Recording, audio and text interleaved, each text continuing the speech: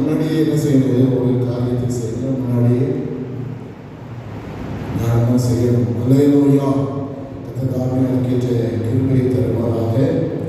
இன்றைக்கு ஒவ்வொரு உலகத்திலையும் இயேசு கிறிஸ்துவினுடைய சிலுவை குறித்து ஜனங்கள் எல்லாரும் அந்த நாளை முக்கியப்படுத்தி இதை விசேஷித்து இந்த நாட்களை விசேஷித்துக் கொள்கிறவர் கர்த்தர்க்கென்றே விசேஷித்துக் கொள்கிறவர். ஆகவே அதை விசேஷித்து கொண்டு இந்த நாளில் அதற்காக அவர்கள் அந்த நாட்களை தியானிக்கிறார்கள். அது நீங்கள் ரட்சிக்கப்பட வேண்டும். அதுதான் இதனுடைய சிலுவையினுடைய முக்கிய நோக்கமாக இருக்கிறது. ஒரு ஆமென் சொல்லுமா? இன்றைக்கு சிலுவை பாடுகள் உலகம் முழுவதிலும் பெரிய மாற்றத்தை, பெரிய தாக்கத்தை சிலுவையினுடைய இயேசு கிறிஸ்து சிலுவையில் பட்ட பாடுகள் முழு உலகத்துக்கும் ஒரு பெரிய தாக்கத்தை, மாற்றத்தை உண்டு பண்ணியிருக்கிறது என்பதில் நாம் என்பதை பார்த்திருக்கிறோம். அது எல்லாம் முழு உலகத்திற்கும் அந்த ரட்சிப்பு வருவதற்காகவே இயேசு சிலுவையிலே அவர் உயர்த்தப்பட்டார் என்று வசனம் சொல்கிறது. ஒரு ஆமென் சொல்லுமா? முழு உலகத்துக்கும் ரட்சிப்பை கொண்டு வருவதற்காக இயேசு சிலுவையிலே அவர் நமக்காக முழு உலகத்தினுடைய பாவத்தையும் அவர் சுமந்து தீர்க்க ஒரு பெரிய விலைக்கிரயத்தை ஆண்டவர் சிலுவையிலே அவர் தியாகம் கொடுத்திருக்கிறார் என்பதை நாம் அறிந்திருக்கிறோம். ஆமென் சொல்லுவோமா? நம்ம இயேசுவினுடைய பாடுகள் வெறும் ஏதோ ஒரு அவர் பாடுபட்டார் அப்படின்னு இயேசுவின் பாடுகள் தான் இன்னைக்கு பெரிய அளவில் ஒரு பெரிய மாற்றத்தை எல்லா ஜனங்களுக்கும் அது ஒரு பெரிய தாக்கத்தை கொண்டு வந்திருக்கிறது என்பதை நாம் அறிந்திருக்கிறோம். கர்த்தருடைய பரிசுத்த நாமம் மகிமை உண்டாகட்டும். இன்றைக்கு கர்த்தருடைய வார்த்தையை நாம் தியானிக்கக்கூடியதாக மத்தேயு 13ஆம் அதிகாரம் 45-46 வசனங்களை வாசிப்போம்.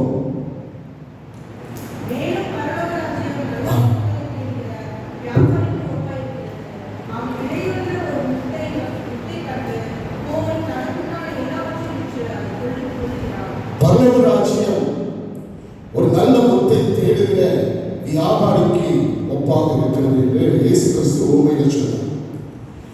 அவர் தனக்கு உண்டான எல்லாவற்றையும் பெற்று அந்த முத்தை கொள்ளும்படியாக, அந்த முத்தை அவர் வாங்கும்படியாக, விலை கொடுத்து வாங்கும்படியாக, அது மிகவும் விலை மதிக்க முடியாத ஒரு முத்தாக அந்த முத்தை இருக்கிறது. இன்னைக்கு நம்ம இந்த ரட்சிப்பை குறித்து ஒரு சாதாரணமாக நினைக்கிறோம். இயேசு கிறிஸ்துவின் சிலுவையில் அடிக்கூட நம்ம தியானிக்கணும் அப்படி கடந்து போகிறோமே தவிர அப்படி பாடல்கள் நினைக்கிறோம், நினைவு கூறுகிறோம், அவ்வளவுதான். இதற்காக இவ்வளவு பெரிய விலைக்கிரயம் இயேசு ஏன் அவரே இந்த பூமிக்கு வந்து மனிதனாக அவர் அவதாரம் எடுத்து மனுஷனுக்காக ஒரு மாம்சமும் ரத்தமும் உடையவராக இந்த சரீரத்தில் வந்து இவ்வளவு பிரியமான ரட்சிப்பை மீட்பை கொடுக்க வேண்டும் என்று சொன்னால் இதற்கு பின்னர் ஒரு விலை உயர்ந்த ஆசீர்வாதம். இது ஒரு சாதாரணமானதல்ல, இது ஒரு பெரிய விலையேற பெற்ற ஒரு ஆசீர்வாதம். இதில் அடைகிறது ஒரு விலையேற பெற்ற முத்தை பெற்றுக்கொள்ளும்படியாக விலையேற பெற்ற ஒரு முத்தை கொள்ளும்படியாக தான் ஆண்டவராக இயேசு கிறிஸ்து அவர் இந்த சிலுவையிலே பாடுகளை அவர் சுமந்தார் என்பதை நாம் அறிய வேண்டும். ஆமென். இயேசு நமக்காக எல்லாவற்றையும் விலைக்கிரயமாக அவர் நிறைவேற்றி இருக்கிறார். ஒரு இடத்துல அலெக்சாண்டர் அவருடைய அந்த ராணுவ வீரர்கள் ஒரு நாள் ராத்திரியில் அவர் அந்த ராணுவ அந்த இடத்த அவர் ராணுவ வீரர்கள் இருக்கிற இடத்த அவர் பார்த்து விசிட் பண்ணுறாரு. பார்த்துக்கொண்டு வரும்பொழுது அங்கே ஒரே ஒரு ராணுவ வீரனுடைய அறை மாத்திரம் எரிந்து விளக்கு எரிந்து கொண்டிருக்கிறது. பார்க்கிறாரு, நீங்க மற்ற விளக்கு எரிந்து அப்படின்னு பார்த்தா ஒருவர் எழுதி வைத்து நிறைய பிரச்சனைகள் அவருடைய சூழ்நிலைகள் கடன்கள் எல்லாம் எழுதி வச்சுட்டு இதை யார் அடைப்பார், யார் எனக்காக இதை செலுத்துவார், என்னுடைய இந்த காரியத்தை யார் செலுத்துவார் என்று சொல்லி அவன் என்ன பண்ணான், அவன் எழுதி வச்சுட்டு அப்படியே படுத்து அதில் தூங்கிட்டு இருந்தான். அப்போ அலெக்சாண்டர் உள்ள அதுல போட்டிருந்தாரு, நான் உன்னுடைய அந்த கடனை செலுத்துகிறேன் என்று சொல்லி கையெழுத்து போட்டுட்டு போனபடினால காலையில் அவனை எடுத்து பார்த்த பொழுது அவனுக்கு ஒரே ஆச்சரியமாக இருந்தது. ஏன்னா பார்த்தது அலெக்சாண்டர் பார்த்து அவனுடைய பிரச்சனை, உன்னுடைய பெரிதால் எல்லாவற்றையும் என்ன செய்யப்பட்டிருக்கிறது, பெய்ட், உனக்கு பெய்ட் ஆன் என்று சொல்லி அது புறப்பட்டிருந்தது. பார்த்தீங்களா, சில நம்ம விலை கொடுப்போம், சில காரியத்துக்கு அப்போ அவங்க ஸ்டாம்ப் போடுவாங்க. என்னது என்ன ஸ்டாம்ப் கொடுத்துருவாங்க தெரியுமா? காசு கொடுத்தோடனே அவங்க என்ன ஸ்டாம்ப் கொடுத்துருவாங்க? பெய்ட். அப்போ அதுக்கு விலை செலுத்தப்பட்டாயிற்று. நம்முடைய இயேசு கிறிஸ்து நமக்காக சிலுவையில் எவ்வளவு விலைக்கிரயங்களை செலுத்தியிருக்கிறார் என்று நாம் அறிவோம் என்று சொன்னால், எவ்வளவு விலையை அவர் கொடுத்திருக்கிறார் என்று நாம் அறிவோம் என்று சொன்னால், அவர் நமக்காக எவ்வளவு நம்ம இந்த ரட்சிப்பு எவ்வளவு விலையேறப்பட்டது என்பதை நாம் அறிந்து கொள்ள முடியும். ஒரு ஆமை சொல்லலாம். இன்னைக்கு நிறைய பேர் இந்த ரட்சிப்பை ஒரு சாதாரணமாக நினைக்கிறார்கள். இது ஏதோ இயேசு வந்தார், பாடுபட்டார், அடிக்கப்பட்டார், காயப்பட்டார், அவ்வளவுதான் அப்படின்னு நினைத்து கொண்டு கடந்து போகிறார்களே தவிர, அதை பாடுவதை இயேசு எதற்காக அவர் இந்த பூமியில வந்தார் என்று சொன்னார், ஒரு விலையேறப்பெற்ற முத்தை கொண்டு விடுவார். ஆமென். அதற்காக எல்லாவற்றையும் விட்டு அந்த வியாபாரம் என்ன செய்கிறார்? நம்ம வாசித்த பகுதியில் நம்ம வாசிக்கிறோம், அவர் தனக்குண்டான எல்லாவற்றையும் விட்டு ஆமென் சொல்லுவா. அல்லேலூயா. இயேசுவின் பாடுகள் பாருங்க. இயேசு என்ன செய்தார்? நமக்காக பிலிப்பியர் 2ஆம் அதிகாரத்தில் நீங்கள் வாசிக்கும் பொழுது, அதற்கு முன்பாக நீதிமொழிகள் 8ஆம் அதிகாரம் 30ஆம் வசனத்தை நீங்கள் வாசிக்கும் பொழுது, நான் அவரிடமே செல்ல பிள்ளையாக இருந்தேன். வாசிங்க 8:30.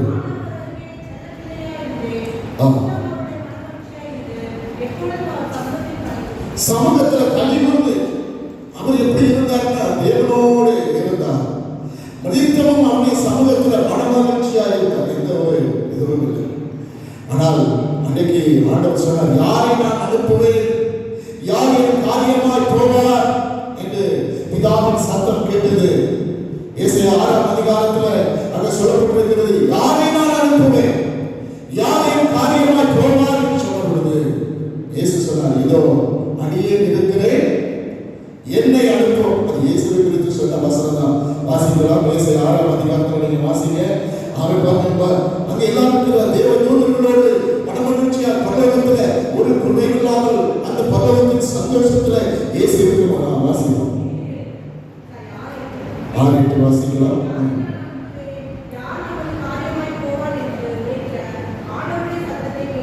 அவன் யாரையும் காரியமாய் வாசிக்கலாம். வாசிமா முழுமையை வாசித்து படிங்க.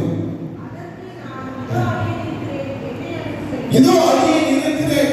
இயேசு சொல்லுகிறார் பாருங்க, பிதா, குமாரன், பரிசுத்த ஆவியானவர் முடித்துள்ளாக தூதர்கள் எல்லாம் இருக்கும் பொழுது யாரை நான் அனுப்புவேன், யாரை காரியமாய் போவார், இந்த முத்தை கொள்ளும்படியாக இந்த விலையேறப்பட்ட முத்தை நான் வாங்க வேண்டும். நான் பார்த்திருக்கிறேன், ஒரு விலையேறப்பட்ட முத்து இந்த உலகத்தில் இருக்கிறது. ஆமென்.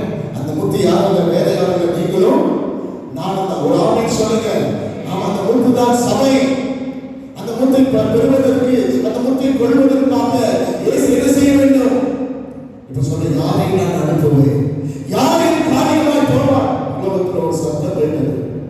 இயேசு சொன்னார், அடியேன் இருக்கிறேன், என்னை அனுப்பும். இயேசு நம்மை அவரு உலகத்துக்கு வருவதற்கு ஆயத்தமான உலகத்தில் அதான் உலக தோற்றத்திற்கு முன்பே அடிக்கப்பட்ட ஆட்டுக்குட்டி என்று நாம் பார்க்கிறோம். அவர் உலக தோற்றத்துக்கு முன்னே குறிக்கப்பட்டவராயிருந்தோம். உலக தோற்றம் முதல் குறிக்கப்பட்டவராயிருந்தோம். ஒரே இடத்துல சொல்லும்போது உலக தோற்றம் முன்னே அடிக்கப்பட்ட ஆட்டுக்குட்டி. இன்னொரு இடத்துல சொல்ல உலக தோற்றம் முதல். ஆமென். 1 பேதுருவில் நீங்கள் வாசிக்கும் பொழுது உலக தோற்றம் முதல் அடிக்கப்பட்ட 1ஆம் அதிகாரத்தில் வாசிக்கிறோம். எபிரேயர் 1ஆம் அதிகாரத்தில் சொல்லப்பட்டிருக்கிறது, உலக தோற்றம் முதல்.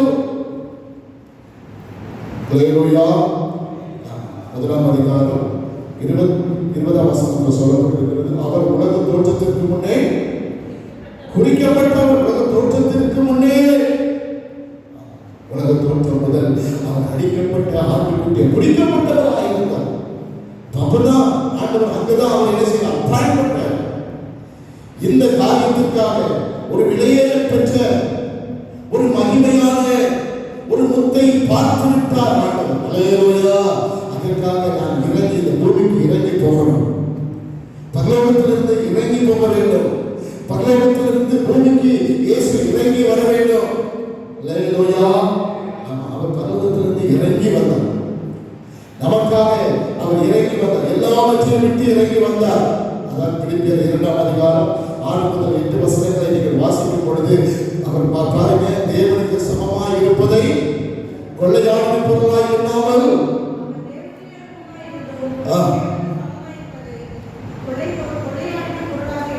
தேவனுக்கு சமமாய் இருப்பதை அவர் கொள்ளையான பொருளாய் எண்ணாமல். பாருங்க, யாராவது உயர்ந்த நல்ல நிலையில இருந்துட்டு எல்லாத்தையும் வெறுத்து விட்டு விட்டு இயேசு வெறுத்தார். இயேசு எல்லாத்தையும் வெறுத்தார், மேன்மை வெறுத்தார். பிதாவினுடைய ரூபமாய் இருக்கிறது எல்லாம் அடிமையின் ரூபம். இப்ப எப்படி ரூபம் எடுத்திருக்கிறார்? முன்னாடி எப்படி இருக்கிறார்? பிதாவின் கட்சி ரூபமாய் இருந்தார், பிதாவின் தன்மையாக இருந்தார். ஒன்று பேர் எப்படி 1ஆம் அதிகாரத்தில் வாசம் அவருடைய தன்மையும் அவருடைய வாசிங்க 1ஆம் அதிகாரத்தில் எப்படி 1ஆம் அதிகாரத்தில் சொல்லப்பட்டிருக்கிறது 3ஆம் வசனம். இவன் அவருடைய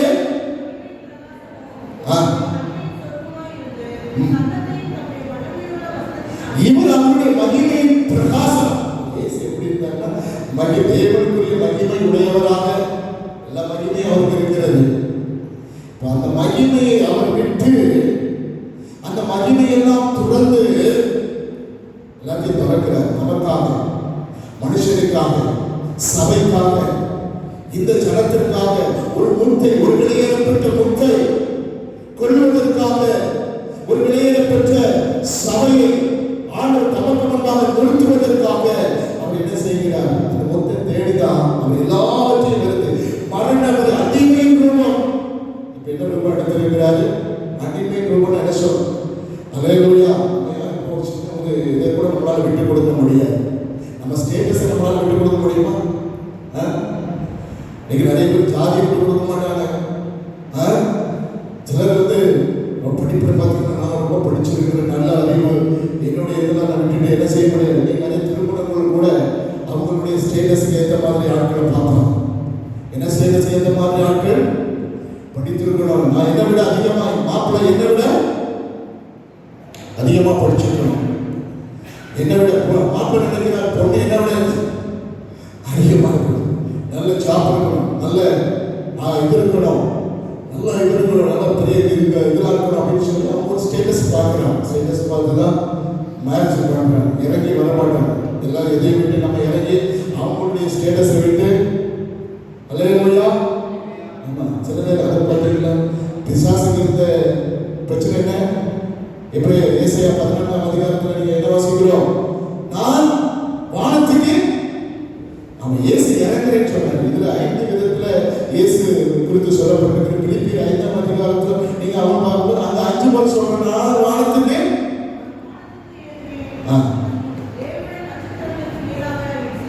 இவனுக்கு இல்லை என்ன இருக்குது? இவனுக்கு இறங்கி வர்றதுக்கு மனசு இல்லை. இந்த பிசாசு பிசாசா மாறிட்டான். அவன் தேவதூதன் தான். அவன் ஆராதனையில தேவனுடைய ஆராதனை கூட்டத்தில் இருந்தவன். இப்ப எங்க போறோம்? அவன் என்ன சொல்றான்? இயேசு சொல்றாரு, தேவனுக்கு சமமாய் இருப்பதை அவர் கொள்ளையான பொருளாய் எண்ணாமல் தம்மை தாமே. ஆமா, இவன் என்ன சொல்றான்? நான் தேவனுக்கு சமமாக இன்னைக்கு நான் சொல்றோம். அன்னைக்கு நம்ம என்ன செய்யறோம்? அடி பாதாளத்துக்குள்ள போகிறோம்னு அர்த்தம். என்ன பண்றோம்? நான் இந்த பெருமை பிசாசு வந்தது என்ன பெருமை? நான் தான் முதல் இடத்துல இருக்கணும், நான் தான் மேலான இடத்துல இருக்கணும், நான் தான் அந்த ஸ்தானத்துல இருக்கணும். நிறைய பேருக்கு ஸ்தானத்தை குறித்து நிறைய விட்டு கொடுக்க மாட்டாங்க. பிடிச்சிட்டு இருப்பாங்க. பதவி வயசாயிடுச்சு, 20 வயசாயிடுச்சு, இன்னும் பதவியா செல்வது. பெரிய பெரிய தலைவர்கள் பாருங்க, குடும்ப கலவரம். அமெரிக்காவில் ஒருத்தர் பிரசிடண்டா இருந்தார், அவருக்கு நடக்க கூட முடியல. போன வாட்டி பிரசிடண்டா இருந்தார். இப்போ ட்ரம்புக்கு வயசு எத்தனை வயசு? ஆனாலும் என்னுடைய இன்னும் பதவி. ஒருத்தர் சொல்றாரு, நான் 8 முறை அமைச்சராக இருந்துவிட்டேன், ஆனால் இந்த முறையும் நான் அமைச்சராக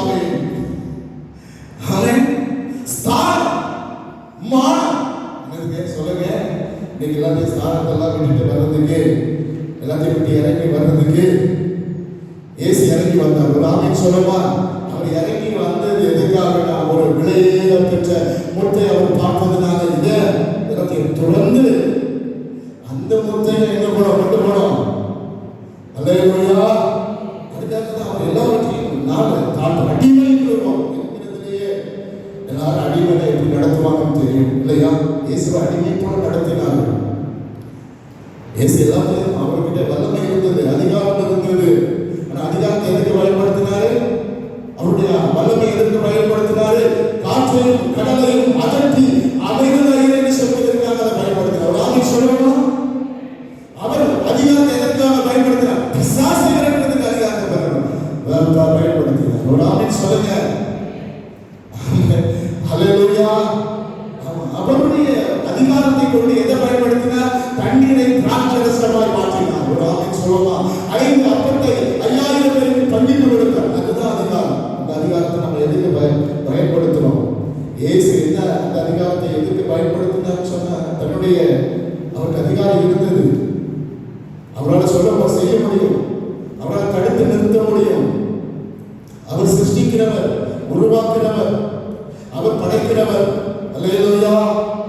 ஆனா அவர் அடிமை வந்து தாழ்த்துறார். இன்னைக்கு நம்ம தாழ்மையா இருக்கிறது நமக்கு பிடிக்கல, தாழ்த்துவது நமக்கு பிடிக்கல, தாழ்ந்து வருவது நமக்கு பிடிக்கல. பாருங்க, எல்லாம் உயர்ந்துட்டே ஆமென். அல்லேலூயா. ஆனா நம்ம எவ்வளவு நம்ம ஆண்டவருக்குள்ள நம்மளை தாழ்த்துறோமோ கர்த்தர் அந்த அளவுக்கு நம்மை உயர்த்துவார். ஒரு ஆமென் சொல்லலாம். உயர்த்துகிற தேவன், எல்லா நாமங்களுக்கும் மேலான நாமத்தை தேவன் அவருக்கு கொடுத்தார். இவன் சொன்னா நான் இன்னும் போறான், அவன் எங்க போயிட்டான்? அகாத பாதாளத்துல தள்ளிட்டு போனான். நீங்க தள்ளிட்டு போனா அவன் கெடுக்கிறதுக்கு நான் இப்போ வருகிறான். ஆனால் நான் என்று சொல்லி மேல போகிறது இல்லை, அவன் அடையணும், அதை அடையணும். ஆனால் இயேசு பார்த்தது எங்க? கீழே பார்த்தார். எவ்வளவு தாழ்மையில இருந்த நம்மை நினைவு கூர்ந்து, தாழ்வில் நம்மை நினைவு கூர்ந்தபடினால் தான் நம்மை தேடி இயேசு வந்தார். ஒரு ஆமென் சொல்லுங்க. அவர் ஏழை எளியவர்களை தேடி வந்தார், அற்பமா எண்ணப்பட்டவர்களை தேடி வந்தார். நம்ம அற்பமா எண்ணப்பட்டிருக்கலாம். நாம் ஒருவேளை நம்ம நினைக்கிறோம், இன்னைக்கு நிறைய பேருக்கு இந்த இணையத்தில் ரட்சிப்பினுடைய அருமை தெரியாதபடியினால்தான் இயேசு தம்மைத்தாமே பெருமையாக்கினபடியினால்தான் அது எல்லாத்தையும் பெற்றுக்கொண்டார். அந்த முத்தை பெறுவதற்காக, அந்த விலையேற பெற்ற முத்தை பெறுவதற்காக கர்த்தருடைய பரிசுத்த நாமத்திற்கு மகிமை உண்டாகட்டும். எபிரேயர் 12ஆம் அதிகாரம் 2ஆம் வசனத்தில் வாசிக்கும் பொழுது, தமக்கு முன்பாக இருந்த சந்தோஷத்தின் பொருட்டு. இப்போ இதெல்லாம் அவமானம்லாம் இல்லை. இப்போ நிறைய அவமானம் வருது. இயேசு அடைந்த அவமானத்துக்கு மாதிரி வேற அவமானமே கிடையாது. இயேசு வஸ்திரத்தை உடைந்து விட்டாரு. பாருங்க, அவர் நிர்வாணம், ஏன்னா மனுஷன் நிர்வாணி ஆனா, ஆனா அவர் நிர்வாணமாக தோன்றினார். ஏன்னா அந்த சிலுவையில் இயேசு வந்து பாருங்க, அவருடைய வஸ்திரத்தை உருவிட்டாங்க. அவமானம், அதுக்கு மேல ஒரு அவமானம் இந்த உலகத்துல கிடையவே கிடையாது. இதற்கு மேல அவமானப்படுறதுக்கு ஒண்ணுமே கிடையாது. ஆனா அந்த அவமானத்துக்கு ஏன் அப்படி சகித்தார்? அவ்வளவு அவமானத்தை ஏன் சகித்தார்? ஏன் அவ்வளவு பாடங்கள் அவர் சகித்தார்? இன்னைக்கு அவமானப்பட முடியும் சொல்லலாம். நம்ம இயேசு ஏதோ ஒரு டாக்ஸ் கொடுக்கிறோம், உடனே அவமானப்படுத்திட்டாங்கன்னா இயேசு காரி துப்பினார்கள். முகத்தில் என்ன செய்தார்களா? துப்பினார்கள். ஒருத்தர் மண்ணில கொட்டுறான், கொட்டிட்டு கேட்க உடனே கொட்டுனவர் யார்? நான் திருஷ்டியில எனக்கு சொல்லணும். இயேசுக்கு தெரியாதா? அல்லேலூயா. கொட்டுவான் முன்னாடி எழுதி வச்சிருக்கிறேன். இவன் உன்னை அடிப்பான், கண்ணத்தில் அடி போன முன்னாடி எழுதி வச்சிருப்பாரு. உன்னை காட்டி கொடுப்பான முன்னாடி எழுதி வச்சிருக்கிறார். ஒரு ஆமென் சொல்லுங்க. எல்லாத்தையும் அவர் தான் எழுதி வச்சிருக்கிறார். எழுதி வச்சது அவர் தான். தலையெழுத்து எழுதினவர் அவர் தானே. ஒரு ஆமென் சொல்ல மாட்டேன்றீங்களா? உன் தலையெழுத்து எழுதினவர் யாரு? அவருக்கு தெரியாதா? நீ கொட்டுறியா, நீ அடிக்கிறியா, நீ துப்புறியா, நீ அவமானப்படுத்துறியா? இயேசு ஏன் இந்த அவமானத்தை சகித்தார்? ஒரு ஆமென் சொல்லுங்க. எதுக்கு சகித்தார்? ஏன் சகித்தார்? நமக்காக, நம்மை ஒரு முத்தாக மாற்றுவதற்காக. ஒரு ஆமென் சொல்லுங்க. நீங்க எல்லாரும் நம்ம சகிக்கிறோம். அவமானப்படுறதுக்கு ஒப்பு கொடுக்கிறோம். சீசர்கள் பார்த்து அவமானப்படுறதுக்கு தங்களை ஒப்பு கொடுத்தார்கள், அடிக்கப்படுகிறதுக்கு ஒப்பு கொடுத்தார்கள். ஆமென். அவர்கள் எல்லா விதமான வேதனையும் அனுபவிக்கிறதுக்கு ஒப்பு கொடுத்தார்கள். ஏன்? இன்னைக்கு ஒரு சின்ன அவமானத்தை நம்மளால் தாங்க முடியும். எந்த ஒரு அவமானத்தை இப்படி அவமானப்படுத்திட்டாங்க, இந்த இடத்துல என்ன அவமானப்படுத்திட்டாங்க, அவமானப்படுத்தி, என் வேலையில அவமானப்படுத்திட்டாங்க. வேலையில அவமானத்தை தாங்க முடியல. நீ வேலை செய்யற இடத்துல அவமானத்தை அவங்க மேல 1000 படி சுமத்துற. என்ன சொல்றான்? உடனே போன் போட்டு, பாத்தியா அவன் எப்படி அவமானப்படுத்திட்டான், அவன் எப்படி அவமானப்படுத்திட்டான். 1000 பேருக்கு போன் பண்ணுவோம். போன் பண்ணி சொன்னா கூட அடங்க மாட்டேங்குது. என்ன மாட்டேங்குது? மண்ணுக்குள்ள போனா கூட அடங்க. சிலருடைய பிரச்சனைகளால அவன் மண்ணுக்குள்ள போனவங்கள கூட எழுப்பி வச்சு பேசிட்டு இருப்பான். இன்னைக்கு வரைக்கும் செத்தா கூட என்ன பண்ண முடியாது, விடுறது. செத்தா கூட அவங்கள பற்றி அவமானமா பேசிட்டு இருப்பான். செத்துதான் போயிட்டாங்க, போன பிறகு விட மாட்டாங்க. அவமானம். ஆனா இயேசு அவமானத்தை சகித்தார். ஏன்னா நமக்கு முன்பாக ஒரு நிலையேற பெற்ற முத்தை அவர் பார்க்க முடியலாம். ஒரு ஆமென் சொல்லுங்க. இதெல்லாம் எதற்காக? ஆண்டவர் சொல்லுங்க, அந்த சொல்லுங்க, அவர் தனக்கு உண்டானது எல்லாத்தையும் வெறுத்து அவமானம் வரும். அதை அடைகிறது பாருங்க. சியோன் கோட்டையை பிடிக்கிறதற்கு தாவீது பிடிக்கணும். சியோன் கோட்டை அதை பிடிக்க முடியாது. ஏன்னா அங்கே நிறைய பேர் இருப்பாங்க. என்ன பண்ணுவாங்க? அது சாதகத்தின் வழியாக தான் இருக்கிறது. அந்த கோட்டை பிடிக்கிறது எது வழியாக கடந்து போனோமா? சாதகத்தின் வழியாக கடந்து போகும். யார் சாதகத்தின் வழியாக கடந்து போகிறாரோ அவன் தான் சியோன் கோட்டையை பிடிப்பான். யார் சியோன் கோட்டையை பிடிச்சது? யாருக்கு கட்ட சொல்லுங்க பார்க்கலாம். எனக்கு ஜார்ஜ் கோட்டையே தெரியாது. நிறைய பேருக்கு என்ன கோட்டையும் தெரியாது. நான் சொல்றது புரியுதா விளக்குதா? ஒன்றும் புரிய மாட்டேன். ஒரு ஆமென் சொல்லுங்களா? ஜார்ஜ் கோட்டை வந்து ஜார்ஜ் கோட்டை இருக்கு. ரெபேக்கா சொல்லுவாங்க ஜார்ஜ் கோட்டை. அவங்களுக்கு தெரியுமே ஜார்ஜ் கோட்டை தெரியுமா? அவங்களுக்கு தெரியாதா? நீங்க அங்கே போயிட்டு நீங்க வருஷம் போறீங்க இல்லையா?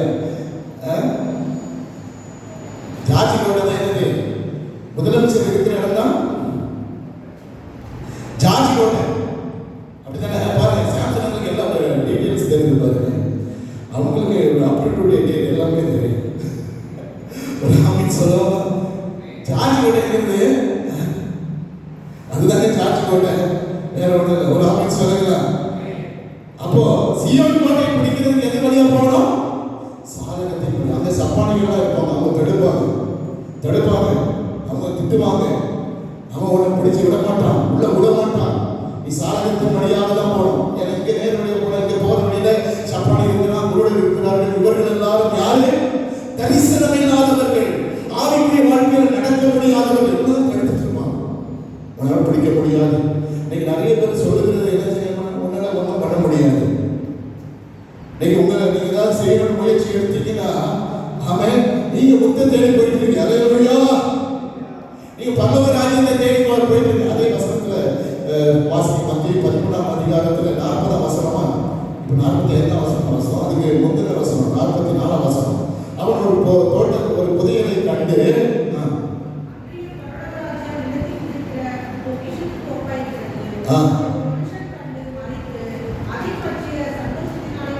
அதை பற்றிய சந்தோஷத்தினால போய் நிலம் எப்படி பேசுதான். ஆனா நிலத்துக்குள்ள ஒண்ணு மகிழ்ச்சிருக்குது. பார்த்தீங்களா? நிலத்துக்குள்ள ஒரு விலையேறப்பட்ட ஒரு பொக்கிஷம் இருக்கிறது. நிலத்துக்குள்ள ஒரு பொக்கிஷம் இருக்கிறது. இந்த நிலம் பேசுதான். இந்த நிலம் என்னது ஆகும்போது அக்கினிக்கும் கந்தகத்துக்கும் இரையாக வைக்கப்பட்டிருக்கிறது. ஆமென் சொல்லுவோமா? ஆனால் அதில் இருக்கிற ஆத்துமாக்கள் விலையேறப்பட்டவர்கள். அந்த ஆத்துமாக்களை கர்த்தர் தமக்கு சொந்தமாக கொள்ள வேண்டும் என்பதற்காகத்தான் இயேசு என்ன செய்தார்? எல்லாத்தையும் வெறுத்தார். வெறுக்க வேண்டும், அவமானப்பட வேண்டியதாக இருந்தது. இந்த நிந்தையெல்லாம் சுமந்தார். அவர் நிந்தையை சுமந்தார். பாளையத்துக்கு புறம்பே போய் நிந்தையை சுமந்தார், அவமானத்தை சுமந்தார். எல்லாம் அவமானப்படுறது நம்ம இயேசுவின் நிமித்தமாக நிந்தப்படுங்க, இயேசுவின் நிமித்தமாக உபத்திரவப்படுங்க, இயேசுவின் நிமித்தமாக பாடுபடுங்க. இயேசுவின் நிமித்தமாக உங்களை தூஷிக்கிறாங்களா, உங்களை அவமானப்படுத்துறாங்களா? அல்லேலூயா. உங்களுக்கு பரலோக ராஜ்யத்துல பலன் மிகுதியா இருக்கிற கரங்களை தட்டி கர்த்தரை ஸ்தோத்திரம் பண்ணுங்க. ஆமென். பரலோக ராஜ்யத்துல யாருக்கும் பரலோக ராஜ்யத்துல பலன் வேணுமோ இதுல திட்டம் வாங்க. ஒரு ஆமென் சொல்லுங்க. ஆமென். எல்லாம் திட்டத்தை செய்வாங்க. இயேசுவுக்கு நீங்க பாடுபடும் போது என்னடா எப்ப பார்த்தாலும் ஜெபம், எப்ப பார்த்தாலும் ஆராதனை, எப்ப பார்த்தாலும் வேத வசனத்தை நினைத்துக் கொண்டே தியானித்துக் கொண்டே இருக்கிறார். ஆனால் இயேசு என்ன செய்தார்? எல்லாத்தையும் அவர் வெறுமை ஆக்கினார். நம்மை கண்டபடியினாலே, நம்மை பார்த்தபடியினால், நம்மை விளையாட பெற்றவர்கள். ஆனால் அந்த சீயோன் கோட்டை தாவீதின் நகரமாக மாறினது சாதகத்தின் வழியாக அவன் சாக்கடை வழியா போய் அந்த சாக்கடையினுடைய ஓட போயிட்டான். போகும்போது என்ன நடந்ததுன்னா அவன் மகனுக்கு பிறகு அந்த கோட்டையில சீயோன் கோட்டையில தாவீது ராஜாவாக வீட்டில் இருக்கிறான். ஒரு ஆமென் சொல்லுமா? 2 சாமுவேல்ல நீங்க இருக்கிறது அந்த பிறகு வாசிக்கிறோம். 2 சாமுவேல் அதை குறித்து நாம் வாசிக்கிறோம். ஆகவே இயேசுவும் இப்படிதான் எதிர்படியாக வந்திருக்கிறார். இந்த பிடிக்கிறது இந்த சீயோனை கோட்டையில இந்த பரிசுத்த நகரத்தமாக நம்மை மாற்றுவதற்காக, நம்மளுடைய பரிசுத்த நகரமாக மாற்றுவதற்காக, நம்மை அவருடைய ராஜ்யமாக மாற்றுவதற்காக, நம்மை பரலோகத்தில் கொண்டு வைப்பதற்காக அவரும் இப்படிப்பட்டதான சாதகத்தின் வழியாக சாக்கடையின் வழியாக நீங்க போகிற பாதை அப்படி இருக்கலாம். அல்லேலூயா. நான் நிறைய சாக்கடை வழியா போறேன், நிறைய அவமானத்தின் வழியா போறேன், நிறைய கஷ்டத்தின் வழியா போறேன். இயேசுவின் தனி கஷ்டப்படும் நல்லது. அல்லேலூயா. அவமானப்படு நல்லது. இன்னும் அவமானப்படுறதுக்கு நம்ம கொடுத்து வச்சிருக்கோம். இயேசுவுக்காக அவமானப்படுறதுக்கு நம்ம என்ன செய்யணும்? ஏன்னா அவர் பட்ட அவமானத்துக்கு நம்ம ஒரு சொட்டு அவமானம் கூட நம்ம பட்டிருக்க நம்ம அவமானத்தை சகிக்க முடியும். ஆனால் அவர் நமக்கு முன்பாக இருந்த சந்தோஷத்தின் பொருட்டு அவமானம். இன்னொரு வசனத்தை கூட நாம் வாசிக்கலாம் என்று வாசிக்கப்படுது. வாசிங்க. ஏசாயா 53ஆம் அதிகாரத்துல 11வது வசனம் சொல்லுகிறது. வாசிங்க. அவர் வருத்தத்தின் பலனை கண்டு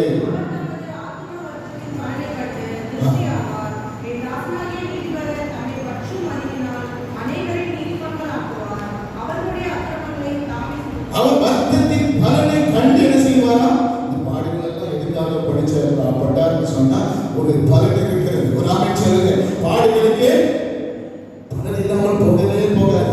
அவர் ஆத்மா வருத்தத்தின் பலன், ஆத்மாவோட வேதனை, ஆத்மா மரணத்துக்கு ஏதுவான வியாபம். இயேசுவுக்கு இருந்த வியாபம் என்ன சொல்லியிருக்கிறது?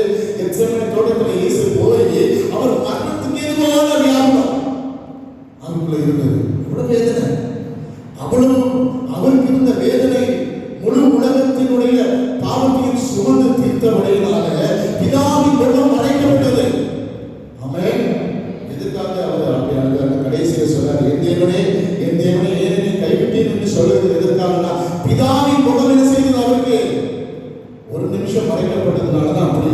அதான் சொல்ற ஒரு இமைப்பொழுது உன்னை கைவிட்டேன், ஆனாலும் இரக்கமான ஒழுக்கங்களை தான் உன்னை.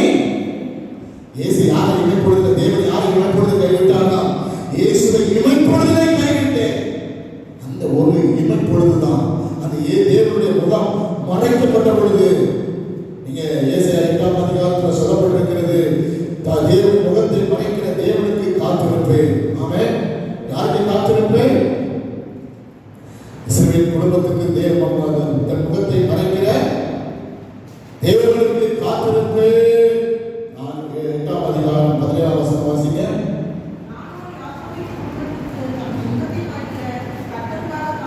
யாக்கோபின் குடும்பத்தார்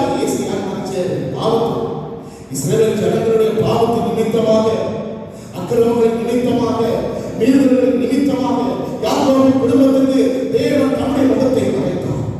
இயேசுவுக்கு முகத்தை மறைக்கிறார். அதனால ஒரு நிமிஷம் ஒரு இமைப்பொழுதுல ஆண்டுடைய முகம் அவருக்கு மறைக்கப்பட்டது. அந்த காலம் சூழ்ந்து விட்டது, முழுவதும் அந்த காலம் சூழ்ந்த விடையினால்தான் இயேசு சொன்னார், ஏன் கைவிடப்பட்ட சூழ்நிலைகள் இருந்தாலும் கூட அந்த நிலைமையிலும் இயேசு நம்மை அன்பு கொடுத்திருக்கிறார் என்றால் பாருங்க, அவ்வளவு பெரிதான அன்புக்கு ஈடாக, அந்த அன்புக்கு இணையாக தான் சொல்லப்படுது. ஏன் அதற்காக இவ்வளவு விலையேறப்பட்ட எதுன்னு சொன்னா அந்த விலையேறப்பட்ட முத்துக்காக தான். ஒரு ஆமென் சொல்லுங்க. அந்த விலையேறப்பட்ட முத்தை குறித்து ஒரு சில வசனங்களை நான் சொல்லுறேன், அதை எழுதிக்கோங்க. ஆமென்.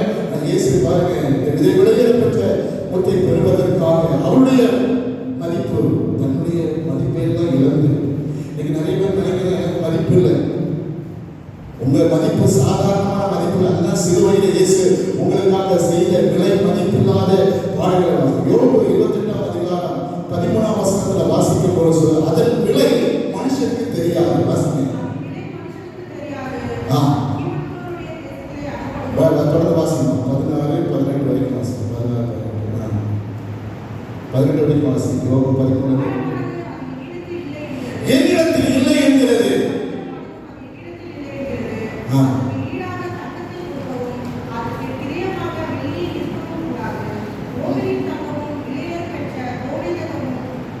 மனுஷர் அது விலை மனுஷருக்கு தெரியாது. அதற்கு ஈடு, ஆமா 16வது வசனத்துல வாசிக்கிறோம், அதற்கு நிகர் இல்லை. அல்லேலூயா. அடுத்தது 18 வாசிக்கிறோம், அதை அதுக்கு ஒப்பிட்டு பேச முடியாது. அதுக்கு என்ன செய்ய முடியாதா? ஒப்பிட்டு பேசலாம். அல்லேலூயா. ஒரு விலை மதிக்க முடியாத ஒரு விசேஷமான ஒரு விலை மதிக்காத ஒன்று இருக்கிறது. அதை பார்த்துதான் இயேசு, அதுதான் நீங்களும் நானும் சாதாரணமானவர்கள் அல்ல. நீங்க நினைக்கிறீங்க எனக்கு ஒரு மதிப்பு இல்லை. நிறைய பேர் நினைக்கிறது என்ன சொல்றாங்க, என் மதிப்பு, உங்க மதிப்பு உங்களுக்கே தெரியும். நீங்க நிறைய பேருக்கு உங்க மதிப்பு ஒரு ஆமின் சொல்லுங்க. நம்ம மதிப்பு நமக்கே தெரியாததுனால, ஆனா உங்க மதிப்பு இயேசுவுக்கு தெரிஞ்சிருக்கிறது. அல்லேலூயா. அதுக்கு மனுஷனுடைய அதற்கு விலை இந்த மனுஷனுக்கு தெரியாது. அவ்வளவு விலை மதிப்ப ஒரு ஆசீர்வாதம். இதுக்காக தான் இயேசு தன்னை விலைக்கிரயமாக செலுத்தி, நீதிமொழிகள் 3ஆம் அதிகாரம் 15வது வசனத்தில் நீங்கள் வாசிக்கும் பொழுதும் அது விலை மதிப்பு பெற்றது. அதற்கு நிகர் ஒன்றுமில்லை. வாசிங்க, நீதிமொழிகள் 3:15 வாசிக்கிறோம். அது விலை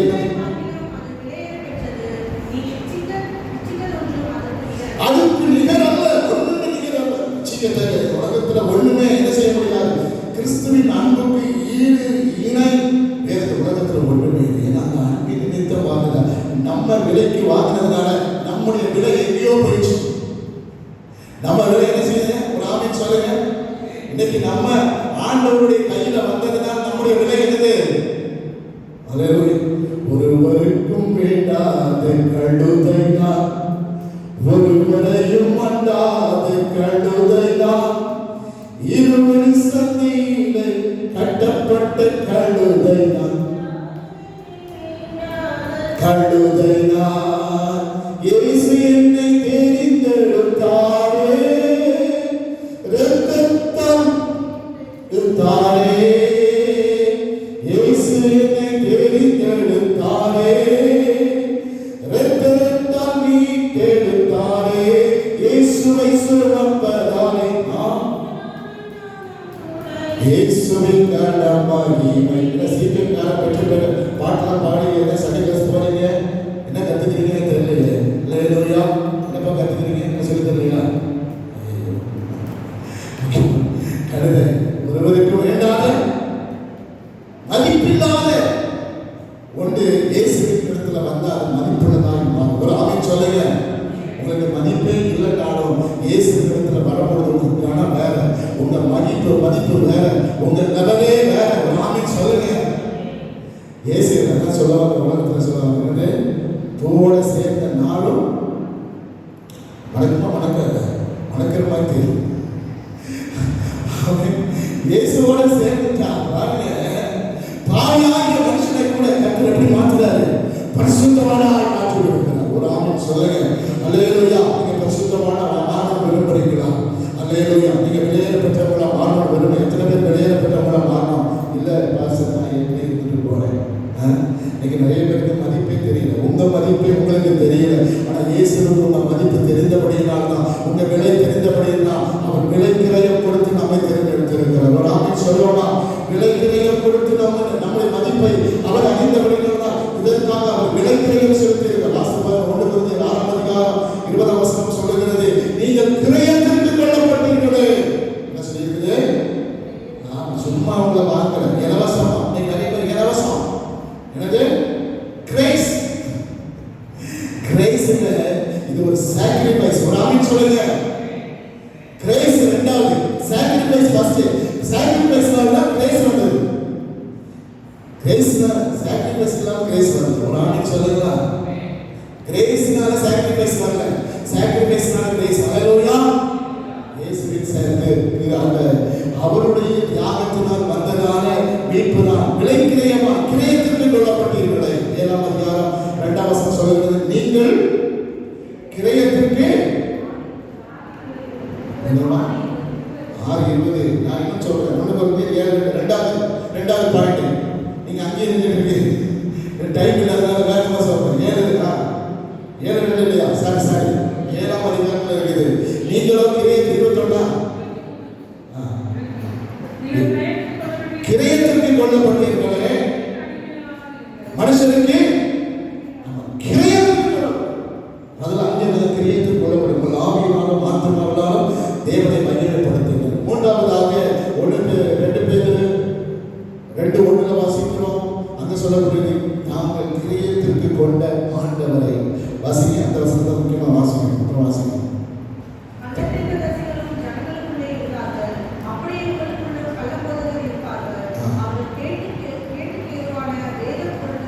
ஏதுவான வேத பொருட்களை உங்களுக்கு கொண்டு வந்து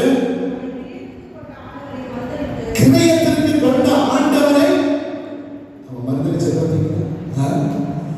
ஆமா, யோசேப்பை 20 வெள்ளிக்காசுக்கு என்ன பண்ணாங்க? விற்றாங்க. அவருடைய சகோதரர்கள் எத்தனை யாரை விற்றாங்க? 20 வெள்ளிக்காசுக்கு. இயேசுவை 30 வெள்ளிக்காசுக்கு விற்றாங்க. வாசிங்க, மத்தேயுல வாசிக்கிறோம் இல்லையா? இயேசுவை எத்தனை வெள்ளிக்காசுக்கு விற்றாங்க? 30 வெள்ளி. 28:13 அதை மட்டும் வாசிக்கிறோம். யோசேப்பு வாசனைக்கு கண்டுபிடிச்சுவாங்க. அது ஆதியாகமம் 37 அதிகாரத்தில் இருக்குது. இங்கே வாசிங்கன்னா 28:13 வாசிக்கணும். மத்தேயு 28:13 இல்லையா? அது இல்லையா? என்னம்மா அவருக்கு என்ன செய்தார்கள்? 30 வெள்ளிக்காசை நிறுத்தி கொடுத்தார்கள். 30 வெள்ளிக்காசை 27:9 மணிக்கணும். 27:9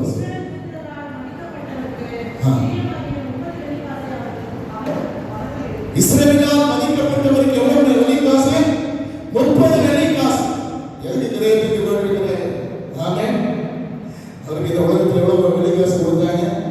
30 வெள்ளிக்காசு. ஏன்னா அவர் வெளியேறப்பட்ட தன்னையை ஒப்பு கொடுத்து, தன்னையை விலைக்கிரயமாக கொடுத்து நம்ம ஒவ்வொருவரையும் வாங்கி இருக்கிறார் என்பதை நீங்கள் யாரும் மறந்துவிடக்கூடாது. அதை நினைவு கூற வேண்டும். இயேசுக்கு நாம் விலைக்கு வாங்கப்பட்டோம். ஹல்லேலூயா.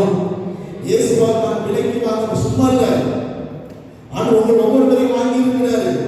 இந்த சபையில் இருக்கிற ஒவ்வொருவரையும் அவர் விலைக்கு கொண்டிருக்கிறார். ஒரு ஆமென் சொல்லுவோமா? இன்னும் கொஞ்சம் கூட நீங்க வாசிக்கும் பொழுது பாருங்க, அப்போஸ்தலர் 20ஆம் அதிகாரத்தில் சொல்லப்பட்டிருக்கிறது. அந்த சுய ரத்தத்தினால் சம்பாதித்த என்னவா? இப்ப சபை எப்படி சம்பாதிச்சிருக்கிறாரு? உங்களெல்லாம் கிரியேட்டிவ் வாங்கி இருக்கிறாரு. இந்த சபை எப்படி சம்பாதிச்சிருக்கிறாரு? 20:28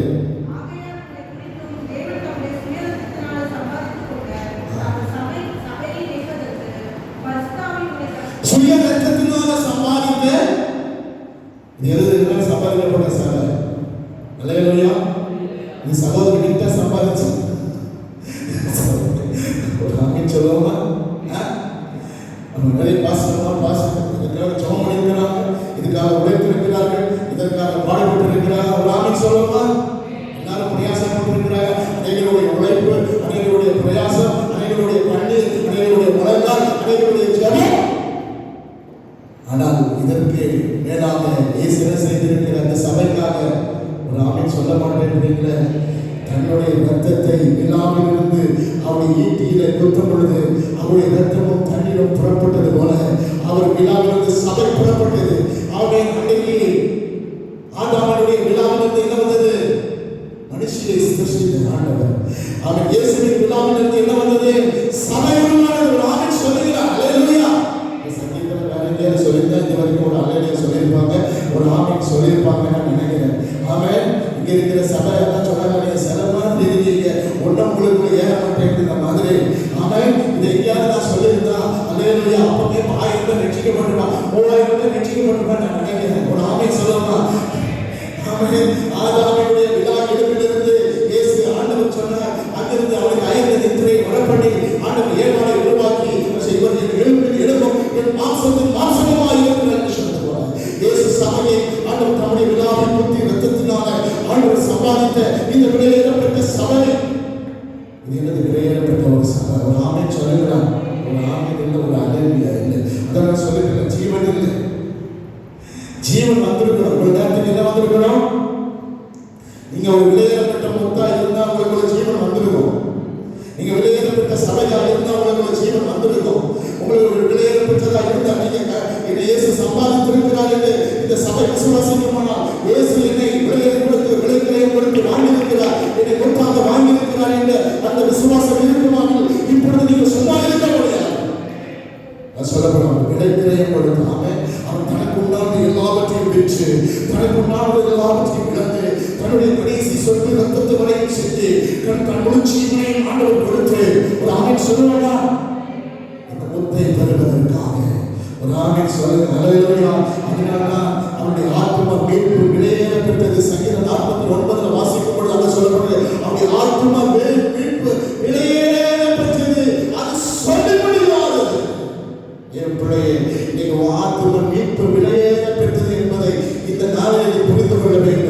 அறிந்து கொள்ள வேண்டும். அல்லேலூயா. இன்னும் அறியாமல் இருந்தால் அதற்கு பிறகு நான் அதற்கு இந்த இரத்தப்படிக்கு நான் நீங்களாக இருக்கிறேன். ஒரு ஆமென் சொல்லலாமா? அல்லேலூயா. ஒரு ஆத்தும மீட்பு விலையேறப்பட்டது. சங்கீதம் 43 49 வாசிங்க.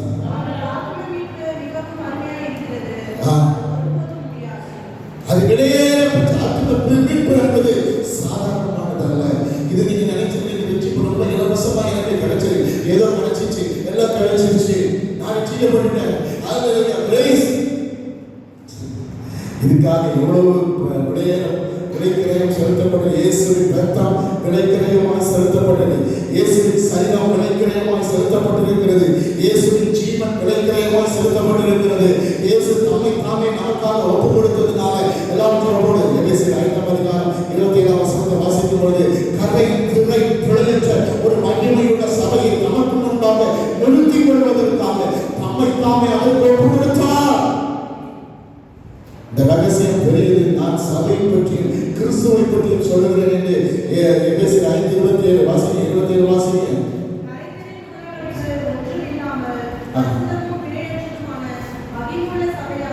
மகிமையுள்ள சபையாக அதை தமக்கு ஒரு கரை திரை பிழையற்ற முத்துனா சொல்ல பார்த்தீங்களா? எப்படி இருக்கும் முத்து?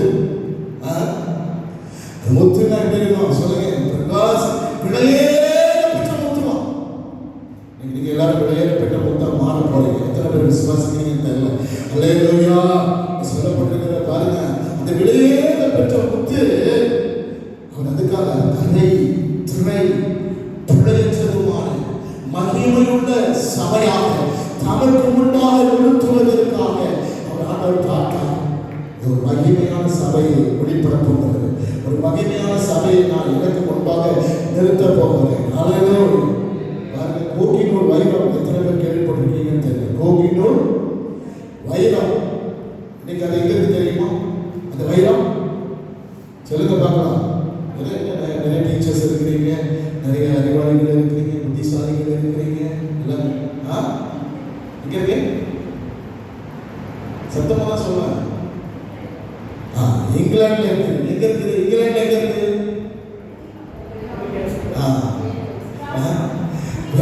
ராணியுடைய கிரவுண்ட்ல இருக்கிறது. அது எங்க இருக்கிறது? ராணியுடைய அந்த கிரீடத்தில் இருக்கிறது. அந்த கிரீடத்துல தான் அந்த வைரம் பதிக்கப்பட்டிருக்கிறது. ஆனால் அந்த வைரம் எங்க இருந்தது?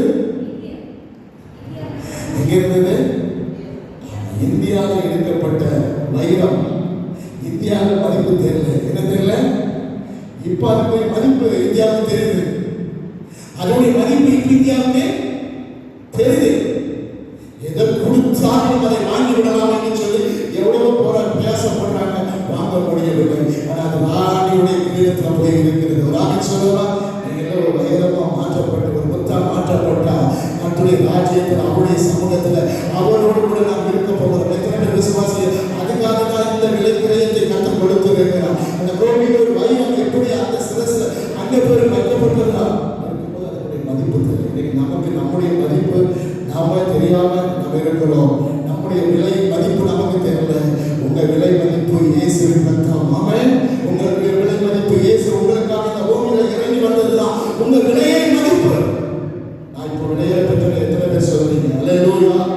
எத்தனை பேர் நான் சொல்றீங்க? நான் இப்போ விலையேறப்பட்டவன். அல்லேலூயா. நான் விலையேறப்பட்டவன். நீங்க நினைக்க கூடாது நான் விலையேற ஒழுங்கு இல்லை. இயேசு உங்களை விலையேறப்பட்டவர்களாய் மாற்றி இருக்கிறார். ஆமென். நீங்க விலை மதிக்க முடியாத ஒருவராக இருக்கிறீங்க.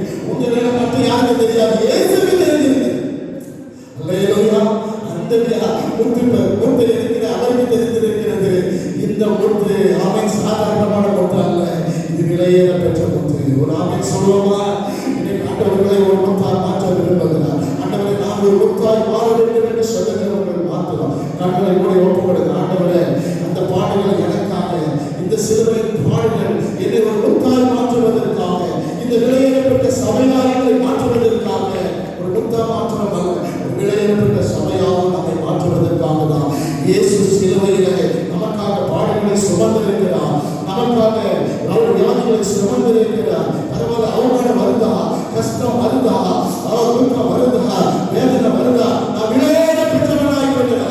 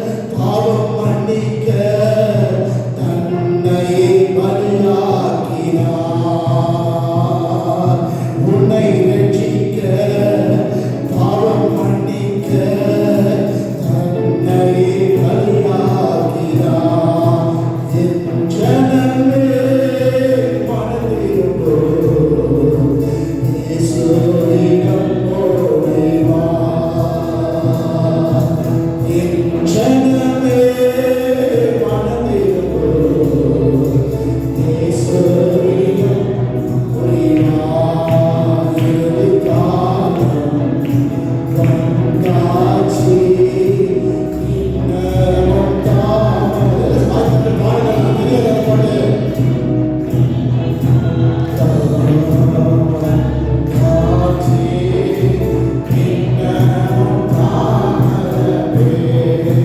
உன்னை